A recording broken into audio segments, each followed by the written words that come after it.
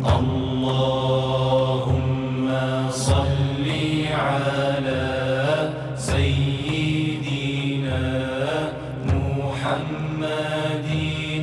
nabiyil ummi wa ala alihi wa sahbihi wa sallim. Soalan seterusnya, sekiranya imam terbatal ketika rukuk atau sujud, bagaimana cara makmum nak menggantikannya? Tok imam sujud, Allahu Akbar, ketuk tok imam, aluh tak? Makmum pun tak sedar, tok imam kontrol. Faham tak? Jadi tok imam pun keluar daripada sah. Dan makmum nak ganti ke mana? Dengar dulu. Makmum atau imam kena faham, terutama sekali imam, siapa yang batal sedang semayang, masa itulah wajib dia keluar. Contohnya tengah baca Fatihah, Maliki Yaumiddin, bung ketuk, maka tak boleh sambung Iyyaka na'budu, haram. Faham? Tengah tayat awal, At-tahiyyatul mubarakatus salawatut tayyibatu lillah, bung ketuk, jangan sambung lagi, keluar dari semayang. Segera. Melainkan rokok dan sujud, imam boleh lagi angkat kepala. Rokok batal dah, bung dalam rokok, Sami Allahu liman hamidah, makmum pun bangun tengok dah imam pun keluar. Dalam sujud, Allahu Akbar, pun ketuk dalam sujud, jangan keluar, bangun dulu, Allahu Akbar, imam saja dimaafkan. Makmum kalau dalam sujud ketuk, dalam sujud kena bangun, imam kena akak kepala dulu. Kalau dah akak kepala, makmum sujud lama, siang ke dia?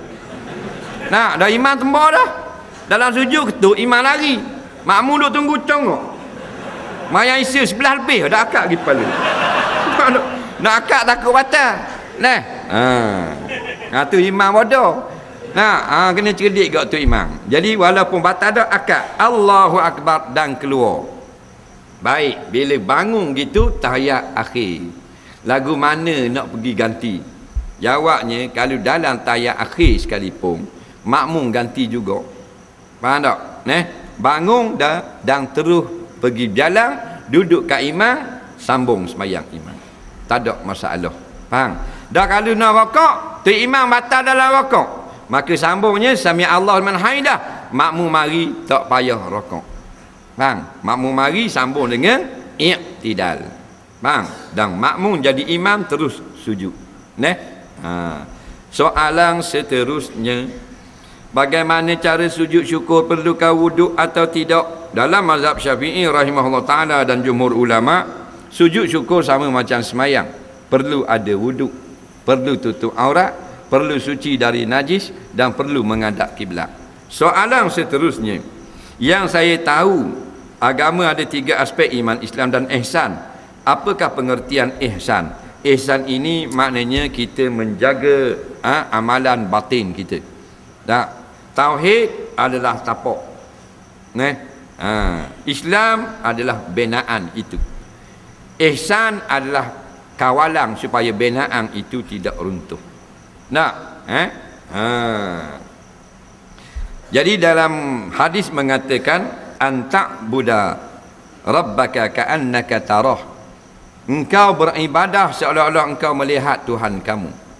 Fa in lam takun tarah fa innahu yarak, maka jikalau kamu tidak mampu untuk melihat Allah pada anggaran, maka fa innahu, sesungguhnya dia Allah melihat kamu. Maknanya dalam ihsan ini maqam muraqabah, yakni kita beribadah, kita ingat Allah melihat kita. Bila kita duk ingat Allahu Akbar masuk semayang, kita ingat kita semayang ini Allah sedang melihat. Maknanya tak usahlah main-main kat gini. Nak habis semayang baru boleh main. Dalam semayang ni bila kita tahu Allah sedang melihat kita, fa ahsin ibadataka, maka indahkanlah, cantikkanlah, comelkanlah ibadat-ibadat kamu. Tu ihsan. Soalan seterusnya, Kalau kita menang dalam satu peraduan, kita boleh pergi haji ke tidak atau umrah. Tengok, kalau hasilnya halal, boleh buat pergi haji atau umrah.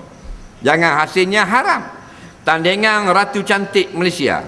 Nah, yang memerlukan peserta ini menonjolkan kecantikan di khalayak ramai, yang diharamkan oleh syarak. Kena pakai dedah aurat, kena tunjuk tekak, kena tunjuk tu gini. Nah, haram ke tak? Haram dah. Kalau menang 10,000 boleh pergi Mekah tak? Boleh. Tidak diterima. Boleh nak pergi, tapi Tuhan terima tak? Tak, daripada sumber yang haram. Faham? Ratu cantik jangan main. Dia nak pilih perempuan yang paling cantik di dalam negara tu. Nah, ada sukatan belaka tu. Nah, kalau kepala bau macam beledi, tak boleh jadi ratu cantik. Nah, kalau perut berlapis macam kuih hari jadi, tak boleh jadi juga. Dia kena perut kepeh, kena kaki panjang, tekak kena panjang. Nah, mata kena molek. Nah, ulu kening comel, pipi, skintung, kulit licin. Kalau kapu macam pari, dah boleh jadi ratu cantik. Jangan main ratu cantik ni. Siapa yang kahwin dengan ratu cantik, isteri dia paling cantik di dalam negara tu. Betul tak? Tapi kalau tak mayang, balik awal. Ratu cantik. Baik mu nikah dengan beruk.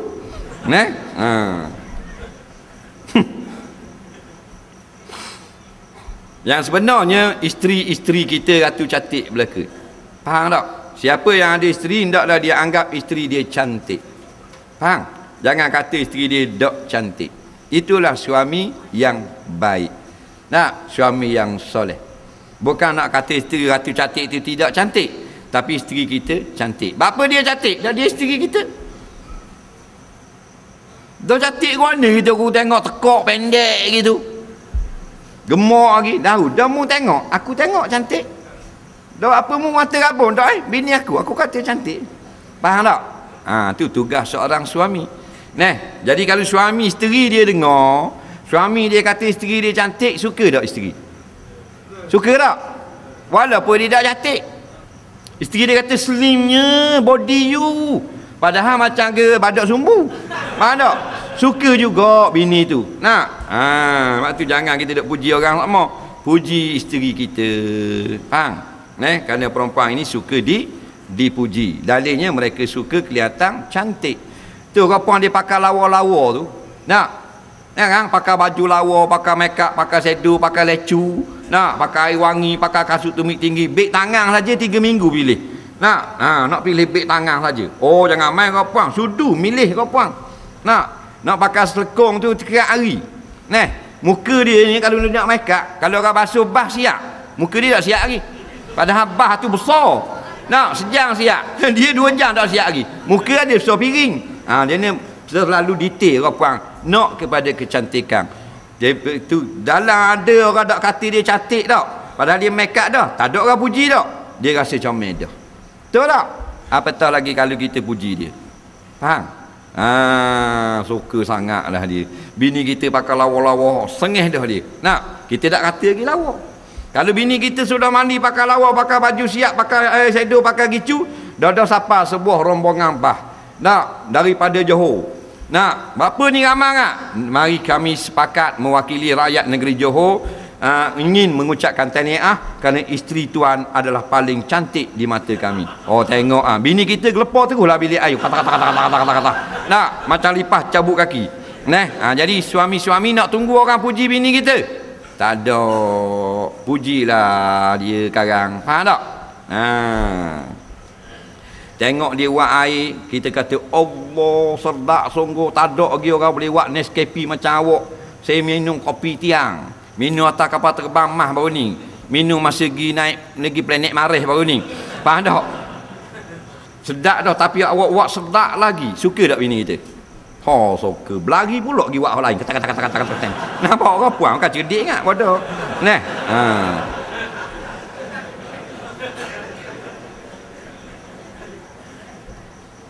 Kalau kita musafir dalam bulan Ramadan, lepas tu kita jamak isya dalam waktu maghrib, soalan saya, bolehkah kita buat salat tarawih selepas jamak isya? Tolonglah.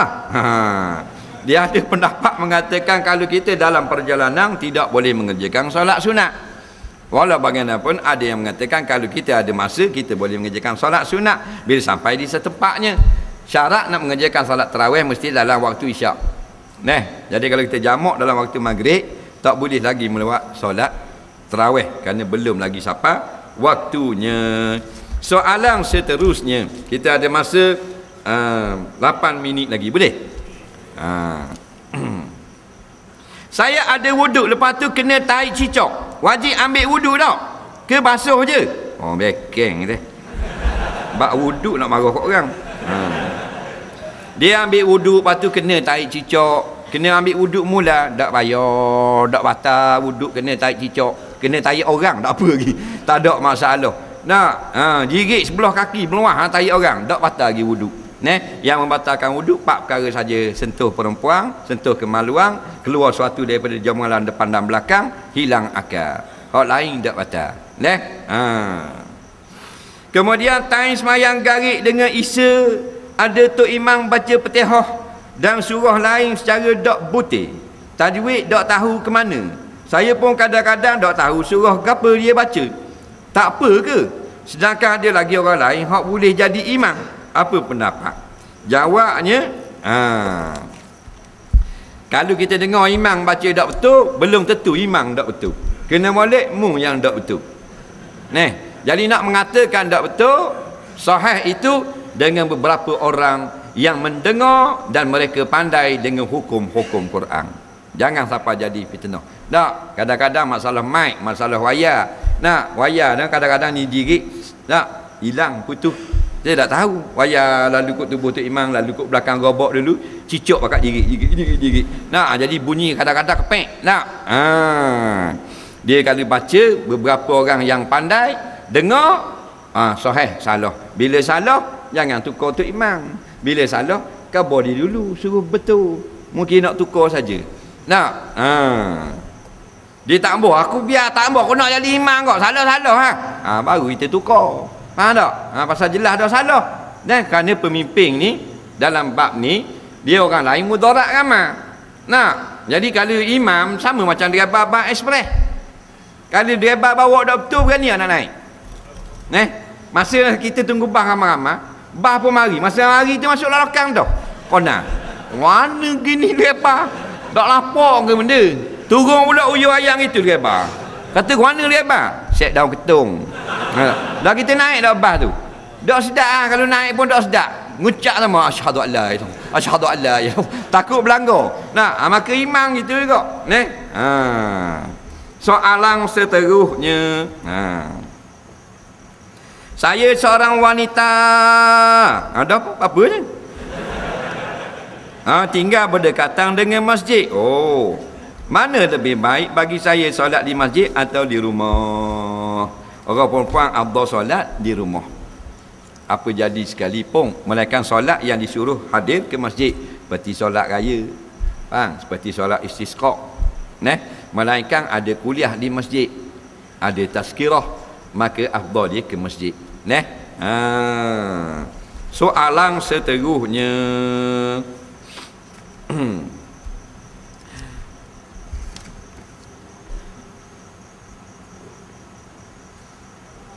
Ini baca tak ni, sama je. Kenapa kebanyakan isteri selalu menderhaka kepada suami? Adakah isteri dilahirkan memang lawang suami? Jawabnya tidak semua, tetapi majoriti mereka ini kerah kepala. Macam tadi lah. Kenapa soalannya apa ni? Kenapa ular ada bisa? Ini susah nak jawab. Jadi memang ular ni banyakkannya ada bisa. Tapi tak semua. Ada ular yang tak ada bisa. Ketik orang pun tak mati. Jadi orang perempuan, memanglah kata jenis dia lagu tu. Kalau dia kuat cemburu, apa benda ni berakhir jalan, berakhir lawang cakap suami kata A, dia kata B, suami kata B, dia W. Kalau suami suruh buat benda-benda, dia suruh kona kot lain. Orang suruh pakai jubah, dia kata kas luar. Orang suruh pakai baju kurung, dia kata nak pakai baju kain belah sikit. Nak, dia ada kona sama. Bini ustaz pun sama kok lebih kurang. Dia jenis orang puang gitu. Nak, lepas tu berahi beleber, berahi cakap banyak. Nak, ni jenis orang puang. Lepas tu berahi melawar, berahi dipuji. Jenis dia gitu dah. Jadi orang puang dia tak kahwin, dia duduk dengan ibu bapa jaga dia. Bila dia telah besar, suami yang jaga dia. Kalau hidup seorang, tak ada orang nak betul dia. Pandangan dia salah, pegangan dia salah, tak ada orang nak betul. Tapi bila dia bersuami, maka suami dia tegur dia. Tak, dari cakap gitu, tu ngopak jirang tak baik. Kalau mau berzina pun mudah minta apung. Tapi ngopak jirang, Tuhan tak apung. Faham tak? Kena kabar gitu. Jenis orang puang. Tapi dok semua lah. Dah kata isteri jenis deraka nak buat guana. Sabar lah. Sebab tu bila isteri kita jahat, isteri kita main kayu 3, isteri kita ada main rajatan lain pula, jangan terus marah kepada isteri. Dapat anak jahat, anak deraka, anak isap dadah, anak bangpai kuda, anak main rempik motor siang malam, jangan terus marah anak. Tengok kesalahan kita dulu di masa lalu. Faham? Mungkin Allah nak ajar kita. Betul tak? Jangan tengok jahat bisteri selalu. Kadang-kadang Tuhan tak mau bayar di akhirat, Tuhan bayar di dunia. Terima je lah. Nak buat mana jenis gitu. Faham tak? Dia apa kan? Jenis main, jenis pelawak, jenis gitu, jenis musang, jenis cemburu. Jenis dia biarlah. Kita suami. Dia lagu-lagu mana pun sabar je lah. Orang lelaki orang sabar. Kalau tak sabar, perempuan. Saya tak sabar dah perkara ni ustaz. Perempuan awak. Faham tak? Batu orang lelaki-lelaki Tuhan beri talak. Betul tak? Perempuan boleh talak tak suami? Tak boleh. Pasal apa orang lelaki boleh talak? Pasal sabar. Ni ramai-ramai dalam masjid malam ni, hak luar tak mau tanya hak dalam. Suami isteri kita deraka tak? Deraka tak? Dengan mulutnya, dengan perangainya buat. Kadang-kadang dengan muka je orang puang. Orang puang memang bijak bak muka. Muka tu dia buat ekspresi yang suami tengok, Allah sakit hatinya tengok muka dia. Faham tak? Dia boleh buat macam-macam muka. Kita duduk jual kedai, duduk makan gaji, duduk kerja jabat, bini kita ingat buat benda, dia duduk praktis kat cermin muka. Dia duduk buat. Dia nak buat ke laki dia kayak gini. Betul tak? Tengok muka dia. Kalau kita kata dia buat muka. Dia buat muka 4 segi macam biskut jagung ke. Kita tengok susah hati. Tu orang bijak dia. Dia boleh buat macam-macam. Muka macam kereta giling, muka macam tikus. Muka macam anjing, muka macam cacing, macam-macam peseng. Muka saja kita tengok, Allah sakit hati dah. Maka Nabi tegur, al-mar'atus salihah, isteri yang baik, isteri yang bijak, isteri yang terror, isteri yang jinas. Iza ra'aitaha sarratka, bila kau pandang mukanya, dia akan menggembirakan kamu. Bukan dengan mulut, muka dia saja kita sudah gembira tengok. Sebab tu tak beri tolak kepada orang perempuan. Kalau orang puan boleh tolak tengok. Kita orang lelaki ramai bini macam-macam cerai tak? Tak. Sabar tak? Kuat sabar. Orang puan kalau boleh tolak sehari 4 kali tolak. Lambat balik tolak. Lambat beli selipar tolak. Janji nak beli look prepaid dak reload tolak. Tak? Tok bila pas mayang subuh dengung atas tangga masjid. Tok Imam tu warna dengung kat Tok Bila. Ni cerah pula tadi. Bini Tok Bila cerah. Berapa dah mu? Tok Bila tu masuk dengan pagi tadi 860. 860 kali kena cerah. Anak baru 2 orang. Tok Imam tu parok apa 800 lebih cerah. Aku baru 400 lebih.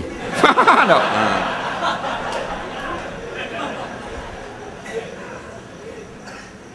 Soalan terakhir pada malam ini yang tak ada ni insya-Allah pada lain kali pula deh. Allah Rabbi dengar.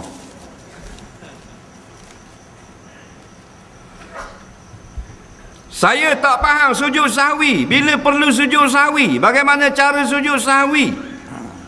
Sujud sahwi macam nak balas tanya. Baik. Sujud sahwi. Sujud ni fahamlah sujud lah tak? Sujud sahwi ni bahasa Arab sahwung, maknanya lupa, tak ingat. Nah, jadi Rasulullah sujud sahwi, kita pun sujud sahwi. Contohnya sepatutnya mayang maghrib rakaat kedua ada tahiyat awal. Dok ingat pergi berdiri betul. Bila berdiri betul tak payah duduklah. Sekarang baca tahiyat akhir. Lepas baca tahiyat akhir sebelum salam sujud sahwi. Sujud sahwi ni adalah menampung kekurangan kita kerana meninggalkan satu sunnah iaitu tahiyat awal. Nah, jadi kalau kita dok sujud sahwi, semayang kita patut RM1 boleh RM7 lah. Jadi kalau kita sujud sahwi boleh RM1 semula. Nampak lagi? Menampung kekurangan. Kalau kain kita koyak, tapung tak nampak punggung. Nah, maka sujud sahwinya 2 kali sebelum salam. Belum salam masa baca tahiyat tu fil alamin innaka hamidum majid, kita sujud sahwi. Allahu akbar, akak kepala. Allahu akbar. Biar tamak ninah. Allahu akbar, tamak ninah. Akak Allahu akbar. Assalamualaikum warahmatullahi. Assalamualaikum warahmatullahi. Tu sujud sahwi. Dan nak baca benda dalam sujud sahwi, kok pandai. Tak baca pun boleh, baca pun boleh. Semua ada pandangan masing-masing. Ada yang mengatakan sunat baca yang dalam sujud biasa. Faham tak? Kerana tidak ada hadis yang menyebutkan bacaan apa ni? Subhanallah yashu. Baca macam dalam sujud biasa.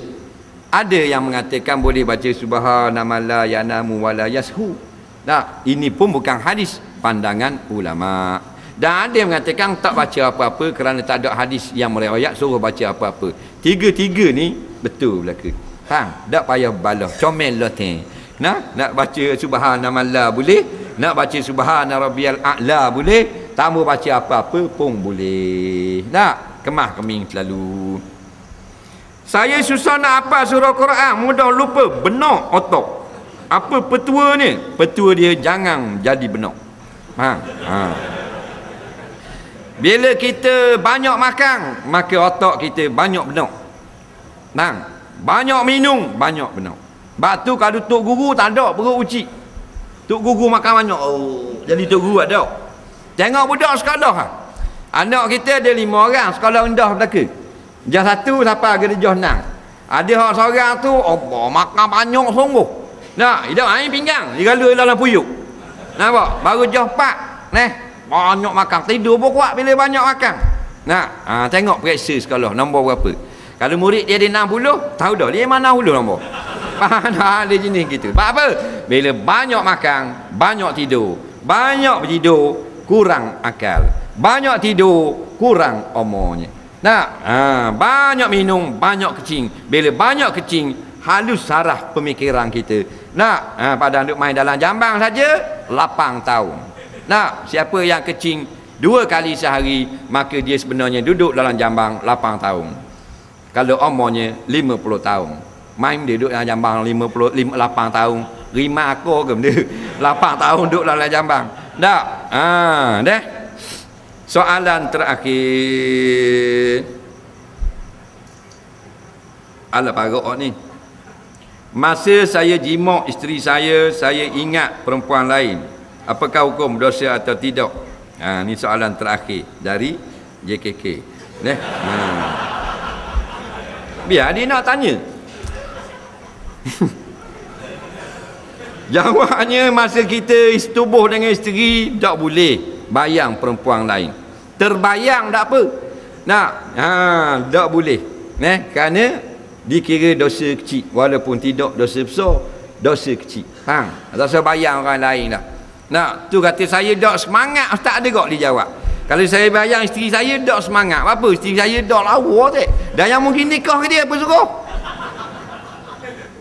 Kalau mu nak nikah biar dia yang paling lawa. Jangan kita kata ke orang, kata ke bini kita sudah. Jangan hidup kedai kopi, bini saya paling lawa, bini saya paling lawa. Tu gila babi dah kau panggil. Maknanya kita beri anggapan. Ni bandar kopling-kopling pula bini dak lawa. Jadi saya pergi bayar orang lain, jangan, haram. Ulama sebut dalam kitab-kitab, tak boleh. Dalam kitab Al-Mufassal fi Ahkamil Mar'ah, Dr. Abdul Karim Zaidan menakar daripada ulama-ulama dulu banyak fatwa-fatwa yang mengatakan haram. Jima pergi bayang yang lain. Kalau mu kata tak comel, mu jangan nikah dengan dia. Nikah dengan hak comel. Faham? Tu masalahnya awak comel tak muhmu. Nah, kerja malah nak peratu cantik.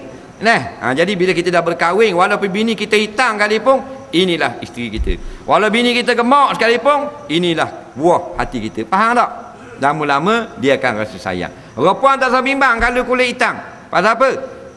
Suami akan sayang bukan dengan sebab kulit, dengan sebab perangai dia. Ramai mana kena cerai jabat agama mahkamah syariah putih-putih. Tak ada pun hitam. Dia tengok mahkamah syariah. Nak yang memohon pasal, mohon cerai putih-putih, comel-comel, lawa-lawa, kaya-kaya, apa kena cerai? Hak bahan di menapa atas tekak biru, tang litut lelaki, comel muka. Hak muka dak lawa, muka dak lawa macam berozam muka. Dak cerai. Tengok orang asli cerai tak? Ada cerai orang asli. Orang asli yang Allah, orang asli rambut dia. Kita orang dak asli, rambut perempuan kalau panjang, kau panjang turun bawah hak. Orang asli naik tak atas. Itu dia pelik kan? Orang asli. Kita masuk dak orang asli, dia pakai kain saja ni bawah. Isap okok. Okok daun jagung. Buang. Puting Sony depan so gitu. Takut tengok macam tu Romo. Laki dia sayang. Tahu tak? Pasal dia rajin. Orang gemuk tak usah susah lah. Kalau mu baik, suami mu sayang. Kita tengok kena cerai mahkamah syariah, tak ada gemuk-gemuk gini jalan. Ada lawa-lawa. Nikah lama mana 8 bulan. Nikah lama mana 2 tahun. Nikah lama mana 3 tahun. Bercerai-berai habis.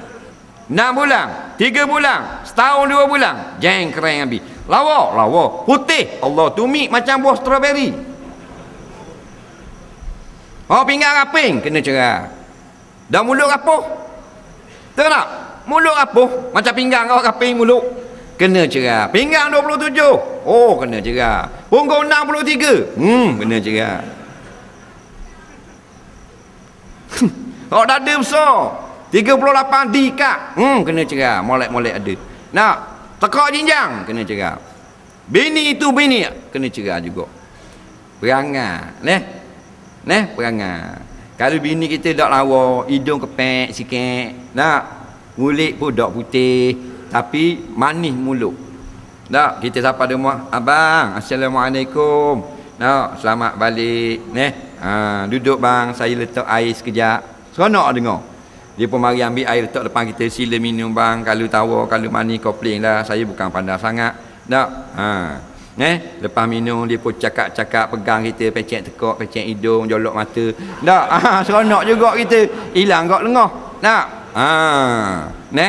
Maknanya kita tak sapa lagi di pintu pagar rumah tu, dia tunggu dah kat pintu pagar. Dia molek panjat atas pagar. Dia sapa tu apa? Seronok gitu. Kereta kita tak berhenti lagi, dia buka dah pintu. Sila turun. Bawa kita naik piping atas. Buka baju kita, suruh duduk molek. Cakap pun molek, suruh makan. Dak lawa, akhirnya jadi lawa. Betul tak? Mulutnya manis berbicara. Ni lawa. Laki balik buat daerah. Mak, ayah balik nak kasih. Balik dah datang ni. Macam mana? Lawa saja, cuma dak cerai kerana sayang ke anak-anak. Betul tak? Kalau tengok muka, kecil dia ni. Suami lebih suka perempuan-perempuan yang melayang di kedai-kedai. Lebih lembut, lebih baik. Bang, air benda bang. Nasi goreng macam biasa. Nak telur tak? Kan lembut tu. Ni di rumah. Makan nasi nak makan ke tambah di rumah. Macam orang gila. Tu kata perempuan. Sabarlah nak buat gua ni. Perangai dia lebih kurang orang gila juga. Wallahu alam. Jadi pada bulan hadapan insya-Allah kita akan dipertemukan panjang umur di Masjid Qaryah Baluk Patah. Hak kubah hijau tu. Jadi tarikh akan dilihat, akan kita beritahu kelak. Kemudian pengumuman pada malam esok kuliah di UMP dibatalkan.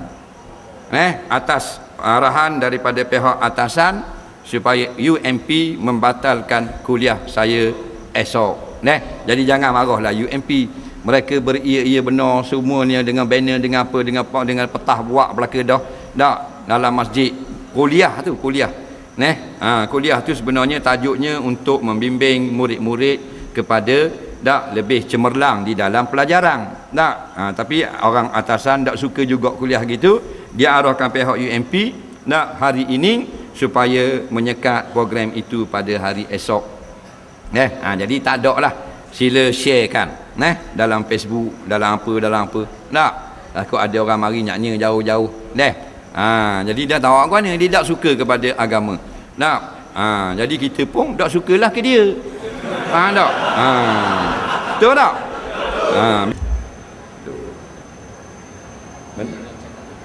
Mana? Assalamualaikum warahmatullahi. Bismillahirrahmanirrahim. Alhamdulillahirabbil alamin wassalatu wassalamu ala asyrafil anbiya wal mursalin sayyidina Muhammadin wa ala alihi wa sahbihi ajma'in. Amma ba'du, yang dihormati keseluruhan ahli jawatan kuasa masjid, seterusnya muslimin dan muslimat sekalian, sama-sama kita panjatkan syukur kepada Allah SWT dapat kita mengadakan program tazkirah dan berbuka puasa pada petang ini. Kita mohon maaf sampai lambat kerana kenderaan jam. Dan kita masuk kod highway, keluar kod Gambang, lipat balik kod ni. Nampak? Di Indra Makota tak gerak kereta tadi. Nampak? Jadi takkan kita nak langgak juga. Tangkut highway 180. Jadi menggadaikan keselamatan jugalah. Baik. Benda kita nak baca hari ni. Hak kita masjid-masjid lain dia sambung balik kuliah. Baca soalan tu. Baik. Kita terus kepada soalan yang ditanya, boleh? Bilakah waktu bermulanya boleh bayar zakat fitrah dan waktu berakhirnya? Baru nak tanya. Zakat fitrah ni dia bermula dengan Ramadan dan berakhir dengan orang sembahyang raya. Maknanya bila balik sembahyang raya tak bayar zakat fitrah, dosa. Kalau tidak sengaja ataupun sengaja, wajib qada. Faham? Zaman Rasulullah orang bayar pagi atau malam raya. Zaman kita tidak digalakkan bayar malam raya atau pagi raya, sebab tak ada nak bagi kepada orang miskin. Faham? Molek dua raya, dia tahun raya tahun depan tak siapa lagi ke dia. Jadi moleknya awal Ramadan bayar dah zakat, supaya senang orang nak agih. Pihak Qasim, pihak Amir senang nak agih. Nampak? Cuma waktu berdosanya siapa orang semayang raya. Orang semayang raya kita tak bayar lagi, berdosa. Kalau ada 10 orang, 2 laki bini 8 anak, 10 dosa dapat. Satu lagi nak peringat, bila kita teringat jangan tunggu Ramadan. Ramai orang dia bulan Syakban dia teringat, oh tahun lepas tak bayar, oh tunggu tahun depan. Jangan tunggu, wajib bayar masa mana dia ingat. Lagi kita tangguh, lagi duduk dalam dosa. Lepas raya baru teringat, sibuk-sibuk hari raya kepak, tak bayar zakat fitrah tahun ni. Oh tak apa lah, tak ingat sungguh, bayar tahun depan. Berdosa. Wajib bayar hari teringat tau, 4 Syawal. Faham tak? Jangan tunggu gitu. Selagi hak salah besarnya orang zakat lain pada zakat fitrah. Umpama zakat simpanan, zakat perniagaan dan sebagainya. Ni pergi tunggu bulan Ramadan baru dia bayar. Kalau jadi awal tak apa dengan haul. Kalau lewat dosa. Umpamanya dia berniaga, haul dia bulan Rejab. Siapa bulan Rejab wajib tak bayar zakat? Wajib, tapi dia bodoh, dia tunggu bulan puasa baru nak bayar. Faham? Bermakna 2 bulan dia tak bayar zakat. Nampak lagi? Zakat kait dengan Ramadan ni zakat fitrah. Zakat lain tak. Kena tengok haul dia. Kalau jenis tanam-tanaman masa mana kita ngetang. Soalan seterusnya, dengan keadaan di Malaysia, manakah waktu yang paling afdal untuk bayar zakat fitrah? Khabar dah tadi, orang telah menjadi ramai, rakyat jadi ramai, bayar awal. Sebab apa dibuat waktu imsak dan waktu subuh sudah ada? Dia tanya. Dia tak puas hati ulama-ulama buat waktu imsak. Dia kata waktu subuh ada dah kan? Jawabnya mugi di tepi jalan dekat Simpang 3. Berapa dia buat garisan untuk kereta kita berhenti? Ada tak kotak berhenti? Berapa dia buat garisan tu bawah? Berapa dah buat sampai atas dengan lori yang lalu depan tau? Hak lari lalu depan tu molek buat dinu lah. Tu waktu subuh, bawah kat kita berhenti jauh sikit ni dia panggil waktu imsak. supaya kalau kita telajak break, kena langgar tak lagi? Tak. Telajak makan waktu imsak, batal tak lagi? Tu faham lagi? Tak apa, tu tujuan dia. Dia kata sekarang masuk waktu imsak bagi kawasan Gambang, Temeloh dan Alustau umpamanya. Maka makanan hak ada dalam mulut telang dekat-dekat. Makanan hak ada dalam pinggang suak dekat-dekat. Makanan hak dalam gelas minum dekat-dekat. Faham? Kerih duduk dalam sarung dekat-dekat. Faham tak? Tapi bila masuk waktu subuh, makanan dalam mulut tak boleh telang. Makanan dalam pinggang lebih-lebih lagi tak boleh telang. Ada pula orang ni, ajaran baru pula. Kalau masuk waktu subuh, makanan yang ada dalam hidangan boleh perhabis. Nampak? Kita kan makan, kadang-kadang buat talam, buat pinggang apa semua tak? Belauk. Ada lauk, ada singgang, ada gula, ada nasi. Tiba-tiba bila orang bang dia kata, hak dalam pinggang tu, dalam hidangan boleh makan lagi. Nak pergi ambil dah atas dapur tak boleh. Jadi boleh makan lagi sampai bila? Tak apa, pukul 9 pagi tak apa makan. Nampak? Ramai agak terpedaya ustaz agak. Ustaz gila. Ambil talang makanan tu lepuk atas muka dia. Faham tak? Dia pandai pada Tuhan payah. Dia bila masuk waktu fajar wajib berhenti. Faham tak? Wajib kena berhenti makan. Makanan celah gigi telang batal. Terus kata dalam pinggang. Orang bang makanan dalam pinggang boleh berhabis. Kalau gitu sedap dekat-dekat dengan orang bang, kita boleh pinggang besar tu buat. Faham tak? Makan banyak. Dia kata nyaruk banyak learning.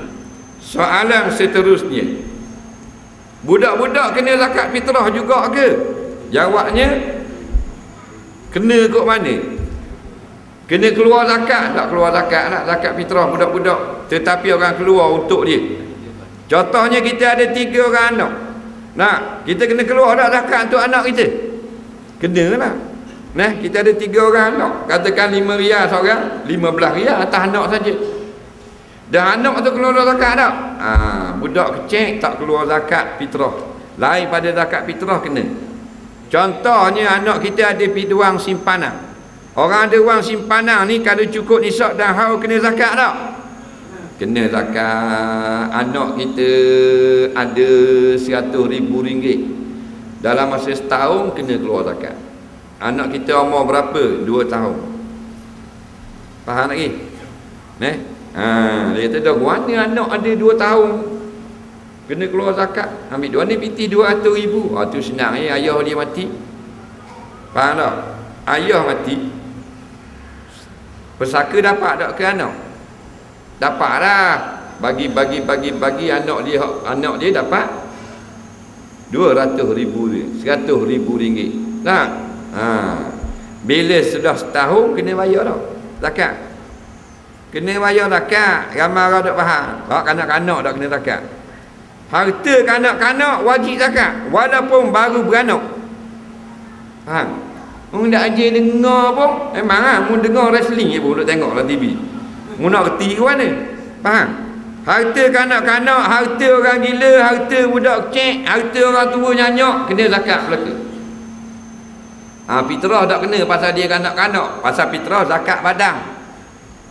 Zakat diri. Tapi kalau anak kita kaya ada RM100,000 dalam bank, cukup setahun kena keluar zakat. Dia tanya balik, dah anak nak keluar zakat kau ni baru 2 tahun nak pergi di jabat agama tak pandai nak. Jawabnya bukan budak tu keluar, dia reti tak umur 2 tahun. Penjaga dia wajib keluar zakat, kalau tidak berdosa. Faham? Dia tanya balik, dia penjaga dia siapa? Tu tanya juga. Duduk tengah lain putih, nyanyi-nyanyi dia terela senang. Penjaga dia kalau ayah orang panggil ayah lah. Kalau ayah kak lah. Kalau abang bela abang lah. Wajib ambil piti budak tu RM100,000 dalam bank, 2.5% bayar zakat. Faham? Tuang punya piti umur 2 tahun. Faham? Duduk ngopek lagi dalam buah. Soalan seterusnya, masa saya sujud daripada iktidal, saya terletak kepala saya kuat sikit dan kepala saya melantung. Adakah dikira 2 kali sujud? Sah tak solat saya? Dia muskil ni. Dia sujud kuat sikit. Nah, umpamanya nak marah ke Tok Imam ke, dia pun sujud kuat, mecok. Degung ke degedeg. Adakah kira banyak kali? Jawabnya tidak dikira, dikira sekali saja. Begitu juga kalau dia papan latar hak berenjuk pun. Rumah lama dia pun sujud, dikira sekali saja. Nah, ataupun dia kuat sangat, degung jadi sekali saja. Dah kira 2 kali, sengaja akad dan letak balik, tu dikira 2 kali, batal sembahyang. Umpama dia letak sekali berasa panas buka ni sikit, dia pun akad buka ni pula, 2 kali, haram dan batal sembahyang. Faham? Kalau tekak dia jenis spring, dia sujud Allahu Akbar, tak batal walaupun 800 kali. Faham? Dia jenis nyakit gitu. Soalan seterusnya, apa hukum menjual ikan yang masih hidup? Bukan letak dalam air, tapi letak atas papan, ikan itu masih hidup. Hukumnya jual binatang masih hidup ni boleh ke tak? Boleh tak? Boleh lah, tu kan jual beruk. Orang naiknya takkan tunggu mampu lu beruk, tak nak beli beruk mampu. Nak 5 riyal kau tak beli. Jadi tak syarat mati, tak syarat hidup. Nampak? Tengok manfaat dia masih hidup, maka disyaratkan hidup. Kalau manfaat dia masih mati, disyaratkan mati, gitu je. Tapi ikan ni orang nak tunggu mati. Kalau jenis ikan mati dah tak apa. Jadi kalau ikan hidup, takkan nak bunuh dia dulu. Umpama macam ikan keli. Ikan keli buah tak dalam raga, hidup lagi. Jawabnya boleh, tak ada masalah. Sama ada hidup tu tak ada air, atau hidup tu di dalam air, boleh, tak ada masalah. Yang masalahnya jika kandungan itu tidak diketahui. Waktu kan beli banyak orang ikan, nak tahu biar pakar-pakar borong 800, dah 1,500, tukang jual rugi. Dah ikan 2 ekor, bang berok dah balang. 800 tukang beli rugi. Tu tak boleh. Hidup mampu, tak ada masalah.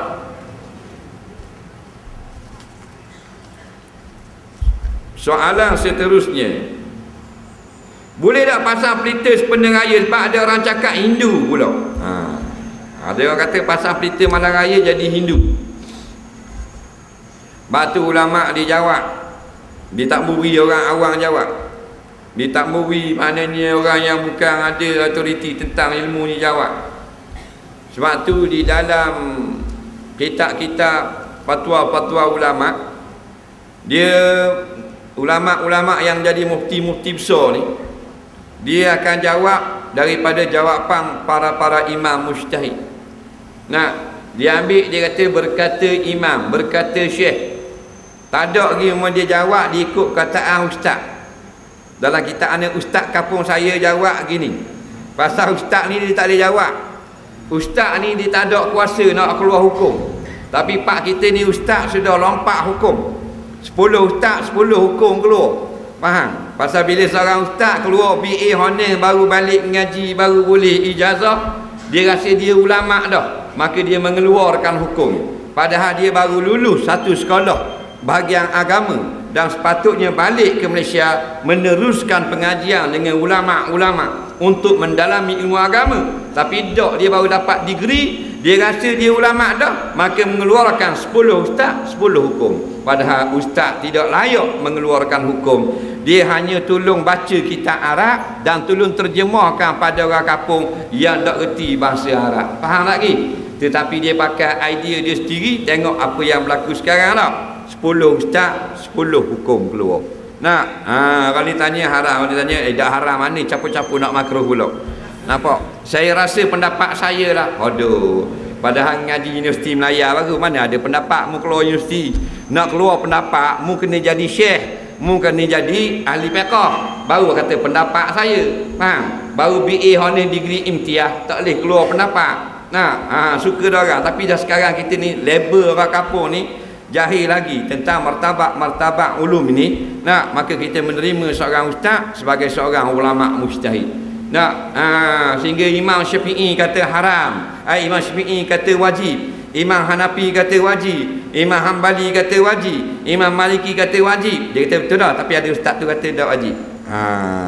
Nampak? Dia buat compare tu jadi kita suka dengar. Macam contoh wajib qada semayang yang tinggal dengan sengaja, faham tak? Atau tak sengaja. Kita tinggal semayang wajib qada, ke tak? Jawabnya 4 mazhab, 4 orang imam sepakat wajib qada. Faham tak? Jadi dia pun jawab lah, 4 orang imam ni wajib qada, tapi saya tak qada kat pasal ada ustaz kampung saya dia kata tak wajib qada. Jadi dia masuk imam mazhab yang kelima ustaz tu. Faham tak? Tu kata macam ni lah orang duk beratur belaka Formula 1 nak sesak dah ni 22 buah kereta. Nak lepas tu sekejap ada sebuah lagi mana? Kacil lagi kata gila babi benda dia abang ni. Tapi dah manusia tu ingat ustaz-ustaz yang cakap dalam TV sama taraf dengan Imam Syafi'i, sama taraf bahkan lebih hebat daripada Imam Hambali. Tu jadi masalah sekarang. Hukum bercampur aduk sekali. Dengar molek-molek. Masalah telah dijawab oleh ulama-ulama muktabar. Hukum pasang pelita bulan Ramadan, malam 7 liku ataupun hari raya, ada 3 hukum. Yang pertama, hukumnya makruh, saja-saja pasang. Tak ada niat nak ikut orang kafir, tak ada, saja-saja pasang pelita. Tengok orang pasang pelita, pasang pelita. Dia pun pasang retek pelita. Bila makruh kata ulama? Kalau rumah dia cerah dah.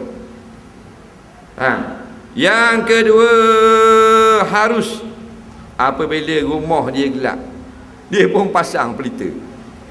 Jadi nampak sikit anak-anak nak balik, anak cucu nak balik rumah tu kampung, bukan bandar.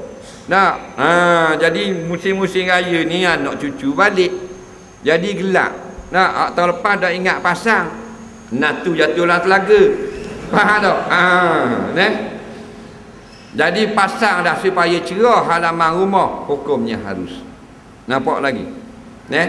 Yang ketiga, haram tujuan nak mengikut budaya agama lain. Situ baru haram. Faham tak? Tu jawapan ulama-ulama. Saja-saja pasang makruh. Pasang kerana nak suruh cerah halaman rumah harus. Faham? Pasang niat nak ikut budaya lain, kita anggap sebagai satu kemestian raya kena pasang pelita, itu sudah bid'ah yang salah. Soalan seterusnya, ada doa yang boleh kita minta untuk kita dijodohkan dengan seseorang? Ni dia nak dia kena ikut pelita tu. Jawabnya, doalah apa saja pun selain daripada yang haram dan yang putus silaturahim boleh belaka.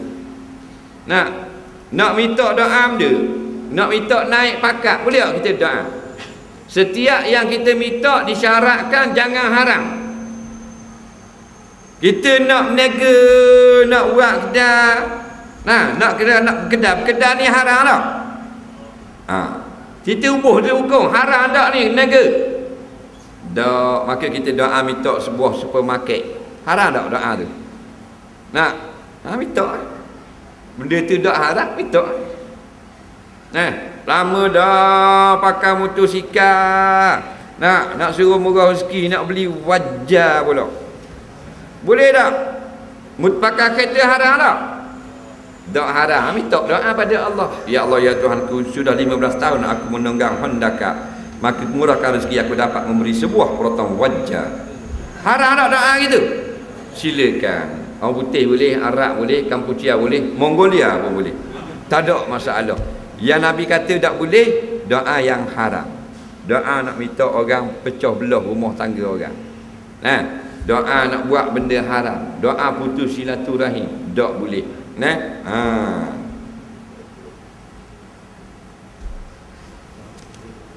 Soalan seterusnya, guana nak khusyuk dalam semayang?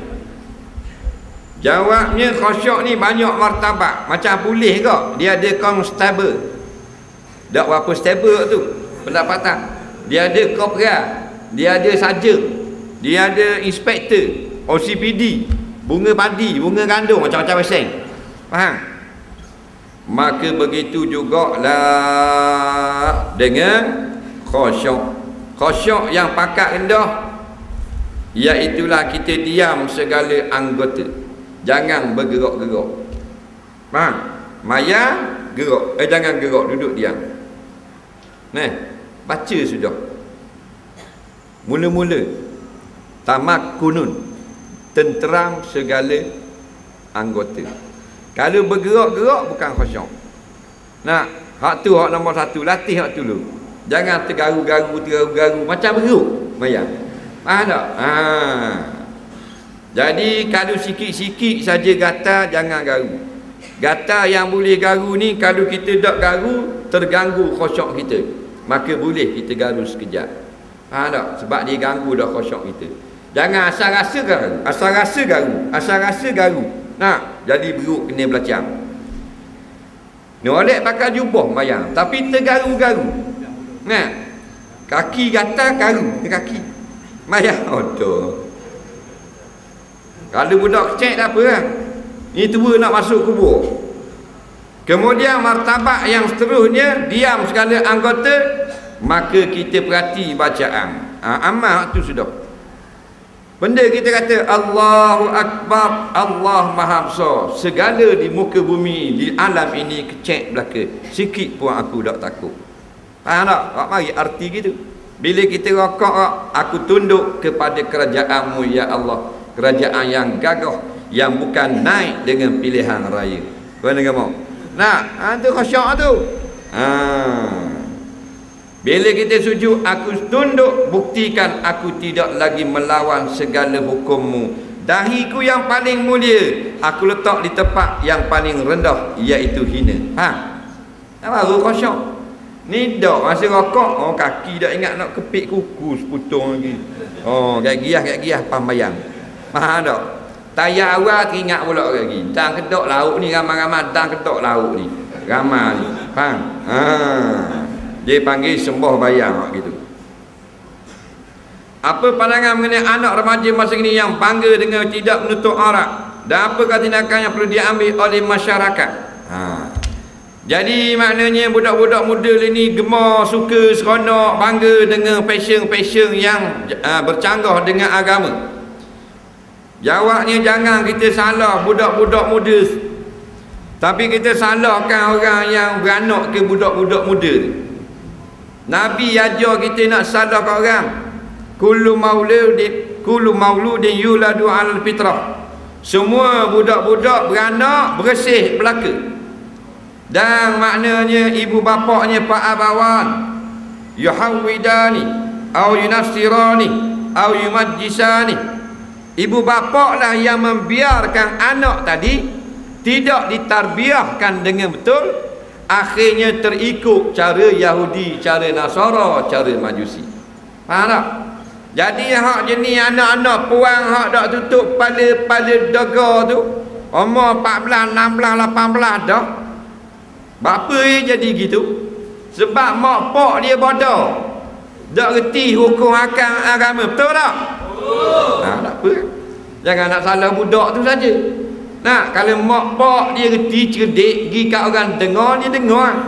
Sebab mari dengar ni walaupun tak maknanya amal sepenuhnya, tetapi sudah ada kelainan daripada tak dengar langsung. Faham tak? Dok mana anak dia tu apa rambut tak tutup sikit. Budak apa jadi gitu? Dak mak dia bodoh, pak dia bodoh. Orang garis isa duk ngadak orang ngajar, dia ngadak tali basing. Nak tengok tali basing pagi petang, daripada muda sampai ke mampu tengok tali basing. Lah jahil. Air musyamah dengan air maknanya mustakmal pun tak reti nak beza. Istijmar dengan istinja pun tak reti nak beza. Apa? Jadi hatu tali basing habis. Bukan kita marah tengok tali basing. Tok Imam nak tengok kau, Tok Bila tengok kau karang rumah. Tapi janganlah siapa masa orang ngajar mengadak kau natang bodoh tu. Tengok ada beranak kita hak duk ngadak tali basing. Orang ngajar tak pergi, jadi alim tau. Dok, nampak? Dok mana tu anakmu aku tengok orang rambut celuk kuning pula semek weh. Orang tanya mak dia. Anak dia dye rambut kuning. Nah, ni budak Melayu yang nak jadi orang putih. Nah, pasal apa dia bangga dengan orang putih? Pasal apa? Pasal orang putih tu mak ayah dia beri makan ke dia. Dia kenyang dengan makanan dari barat. Nah, sebab kita ni dua. Yang pertama jasmani, patu rohani. Jasmani luar, rohani dalam. Jasmani makan nasi, roti canai, roti telur, mi goreng, char kuih tiaw. Dan rohani makan ni iman, akidah, fiqh, tauhid, ilmu, hak tu nak makan.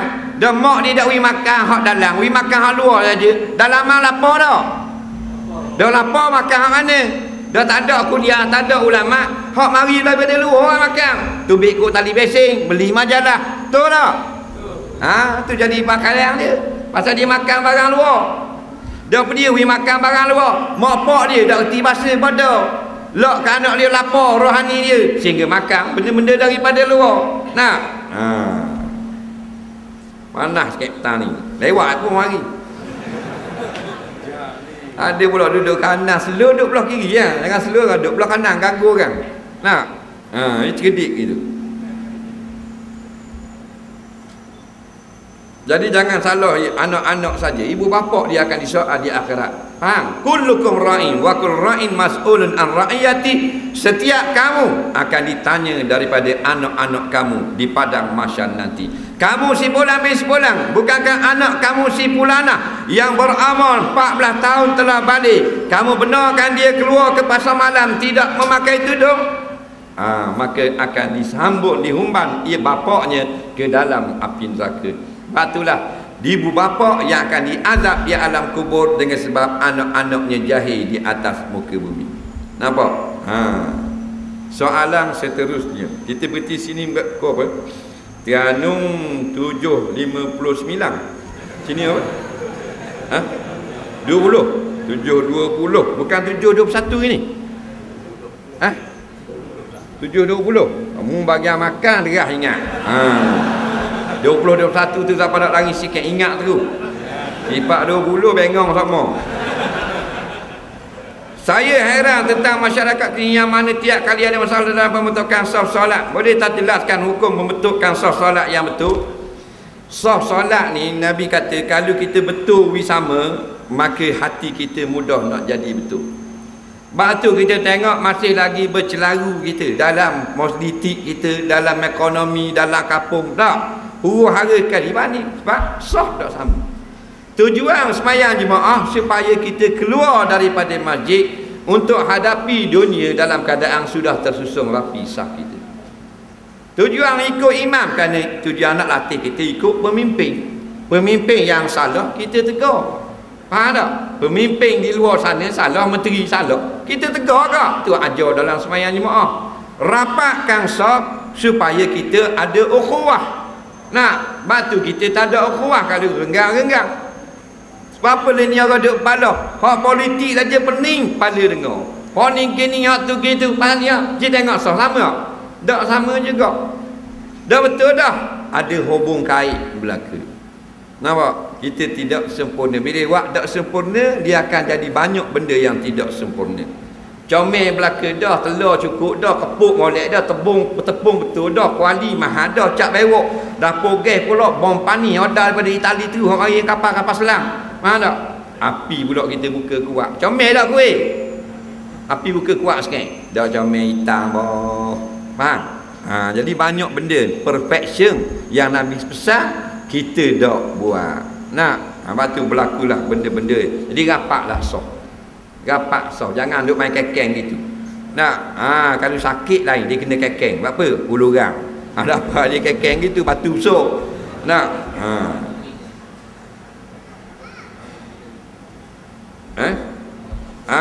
jenis jirit ibu jari orang. Dia nak rapat dah jirit kaki orang. Ini masalah ni tak ramai tapi pok-pok jahiliah banyak berlaku di tanah Arab tapi terundang mari di Malaysia. Nah, jenis dulu kita baca bismillah, baca kuat, bukan kuat ni bunyi mulut lah, kita sembahyang jenazah. Dia ni orang Arab mari Saudi, mari di Terengganu dibina jadi cikgu sekolah, jadi ustaz bahasa Arab. Jadi bila kita sembahyang baca bismillah, disigong kita. Aduh, tak ramai mari cari rezeki negeri orang nak sigong aku bodoh. Nak bawa salah orang bos. Faham tak? Kita ujah dia balik apa dia lagi bodoh gitu. Faham? Jadi bid'ah dia kata kalau baca dengar di mulut dia nak dengan bunyi. Dia nak mari Wahabi gila di sini. Faham? Padahal ulama-ulama tolak belaka dah. Pok-pok sesak ni. Tolak ni, sikung ni. Sikung lepas pada sembahyang, kita pegang tangan dia. Kita tanya ngaji dia kitab mereka ngaji kitab dia. Dia tidak, dia dengar saja. Itulah, tak kira bila Arab mu bukan ulama yang muktabar tak ikut. Kita pergi Mekah kita bukan ikut orang Arab, kita ikut pasal Nabi suruh pergi Mekah. Faham? Tidak ada sebarang pun hadis suruh kita ikut orang Arab dalam bab hukum. Hukum ikut ulama, walaupun dia Jawa dan dia ulama kena ikut dia. Faham? Dan muarak jahiliah pasal begok pun tak cuci, aku dah ikutmu. Kena faham baik bab ni. Kita ujah dia, tanya kita dia nak jawab. Bapa Arab lari bodoh. Kata nak tidur Syekh. Jangan lari, nak tidur Syekh. Kalau kita lari. Boleh tak kita berjimak di bulan Ramadan di malam hari lah? Ni nak marah ni. Dia nak jimak bini dia, boleh ke tak? Di malam hari bulan Ramadan. Boleh tak? Siang hari pun boleh. Kalau ada ilmu, faham tak?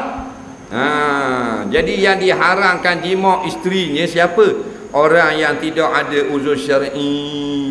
Dia orang ada uzur syar'i, haram tak? Dia tak puasa. Dia uzur dah sakit tua.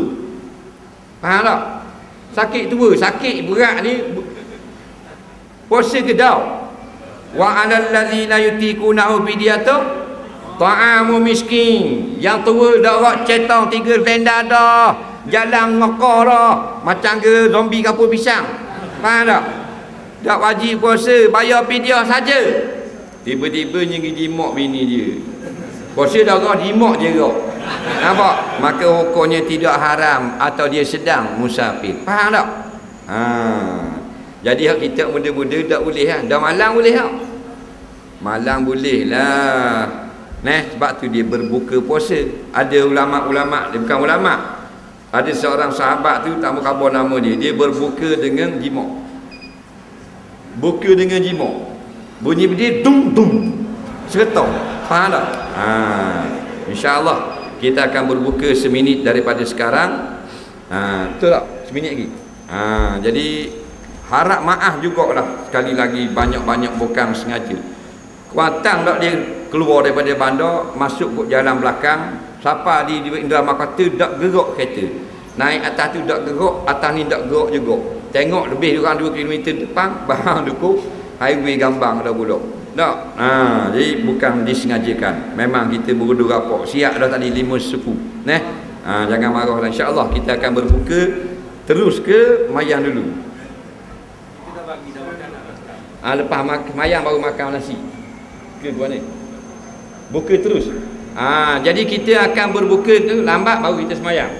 Baik, maknanya 15 minit baru kita qomat. Jadi tak gaduh. Nak setengah-tengah tu bila tinggi qomat dia. Faham? Jadi nyaknya korang ada yang ramai-ramai dok dang siapa lauk, dok dang boleh nasi ni qomat dah. Nak marah dah orang letak terah natang ni qomat. Nak. Jadi 15 minit boleh. Baru kita qomat. Nak. Dan kita akan mulakan solat berjemaah dalam keadaan tenang. Bismillahirrahmanirrahim. Allahumma laka sumna wa ala rizqa aftarna wa bika amanna. Rabbana taqabbal minna siyamana wa du'aana innaka antas samiul alim. Sallallahu sayyidina Muhammadin wa ala alihi wa sahbihi wasallam. Walhamdulillahirabbil alamin. Assalamualaikum warahmatullahi